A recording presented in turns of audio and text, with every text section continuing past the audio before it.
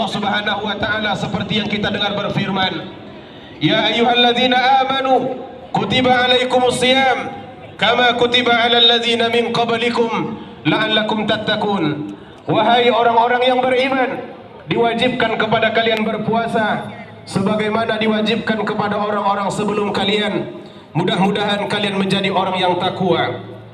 Allah menginginkan agar kita hidup sebagai hamba yang ihsan, yang memiliki tujuan hidup yang mulia, berhias dengan akhlakul karimah. Karena sebab itulah manusia diciptakan, dan karena itu pula kita diberi amanah, diangkat menjadi khalifah agar kita mampu dan dapat memberikan kebaikan kepada seluruh alam. Sungguh beruntung orang-orang yang hidup dengan nilai-nilai takwa. Lidahnya terjaga, pribadinya terpelihara, setiap tindakan dalam hidupnya ia sesuaikan dengan tuntutan Allah Subhanahu wa taala. Karena itu Allah membentangkan rahmat untuk mereka, mengabulkan setiap harapannya. Ya ayyuhalladzina amanu in tattaqu yaj'al lakum furqana wa yukaffir ankum sayyi'atikum wa yaghfir lakum wallahu dzul fadlil azim. Wahai orang-orang yang beriman, jika kamu bertakwa kepada Allah, niscaya Allah akan menjadikan untukmu pembeda, dan Allah hapuskan darimu kesalahan-kesalahan yang sudah engkau lakukan. Dan Allah Subhanahu wa taala adalah pemilik rahmat yang paling besar. Allah Subhanahu wa taala juga menjanjikan, innalil muttaqina mafaza hadaiqa wa a'naba wa kawa'iba atraba wa ka'san dihaqa la yasma'una fiha lagwa wala kidzaba jazaa'an min rabbika ata'an hisaba. Sesungguhnya orang-orang yang bertakwa itu mendapat kemenangan, yaitu kebun-kebun dan buah anggur, dan gadis-gadis remaja yang sebaya, dan gelas-gelas yang penuh dengan isinya minuman. Di dalamnya mereka tidak mendengar perkataan yang sia-sia, tidak pula mendengar perkataan dusta, sebagai balasan dari Allah Subhanahu wa taala. Dan sungguh pemberian Allah itu amat banyak jumlahnya. Muslimin yang dimuliakan Allah Subhanahu wa taala, dampak takwa tidak hanya kepada pribadi, keluarga, tapi juga kepada negeri. Sebagaimana Allah Subhanahu wa taala sebutkan dalam Al-Qur'an, walau anna ahlal qura amanu wattaqau lafatahna 'alaihim barakatin minas sama'. Dan sekiranya penduduk satu negeri beriman dan bertakwa, maka pasti akan kami limpahkan kepada mereka berkah, baik dari langit maupun dari bumi. Dari ayat-ayat ini dapat kita simpulkan bahwa untuk menjadi negeri yang makmur, aman dan sejahtera, tidak cukup hanya dengan melimpahnya sumber daya alam, tapi juga harus diikuti dan diiringi dengan kebaikan-kebaikan penduduknya. Berapa banyak kita lihat negeri yang kaya raya dengan sumber daya alam, tapi mereka miskin dengan sumber daya manusia. Akhirnya kekayaan itu tidak memberikan apa-apa kepada mereka.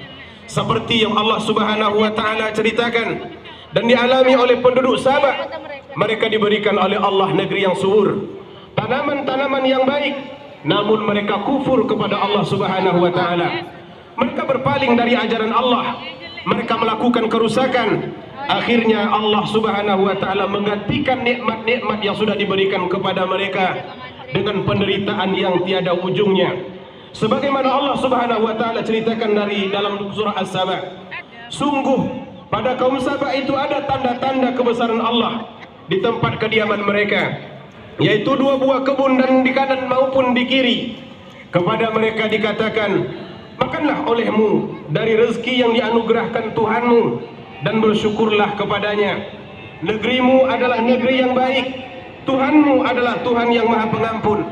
Tapi sayang mereka berpaling, maka kami datangkan kepada mereka banjir yang besar, dan kami gantikan kedua kebun mereka dengan dua kebun yang ditumbuhi pohon-pohon dengan buah pahit, pohon asal dan sedikit dari pohon bidara.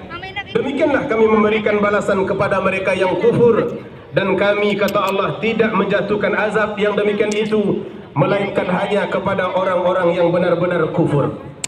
Artinya, ketaatan kepada aturan Allah Subhanahu wa taala merupakan sumber barakah sebuah negeri. Dengannya Allah Subhanahu wa taala suburkan tanahnya, dan Allah cukupkan curah hujannya, serta Allah berikan kedamaian kepada penduduknya. Maka menjadi penting bagi kita untuk memastikan setiap tindakan kita sesuai dengan aturan Allah Subhanahu wa taala.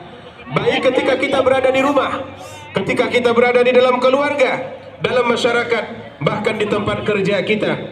Inilah sebetulnya target Ramadan yang datang kepada kita, untuk membentuk pribadi-pribadi yang berakhlak mulia. Maka kesuksesan Ramadan itu tidak dilihat saat kita melaksanakan ibadah puasa, tapi dilihat setelah kita menjalani kehidupan di masa yang akan datang. Allah Subhanahu wa taala muslimin tidak menurunkan syariat agama hanya terbatas kepada ibadah mahdha semata, tapi ia mencakup seluruh aspek kehidupan kita tanpa terkecuali. Tak satu pun yang ditinggalkan oleh Allah Subhanahu wa taala. Allah berfirman di dalam Al-Qur'an, "Al-yawma akmaltu lakum dinakum wa atmamtu 'alaikum ni'mati wa raditu lakumul Islam madina." Hari ini kata Allah, sudah aku sempurnakan untukmu agamamu dan telah aku cukupkan bagimu nikmat-nikmatku. Aku ridai Islam sebagai agamamu. Maka Allah memerintahkan kepada kita, wa anna hadza sirati mustaqima fattabi'u wa la tattabi'u subula fatafarraqa bikum an sabili dzalikum wassakum bih la'allakum tattaqun.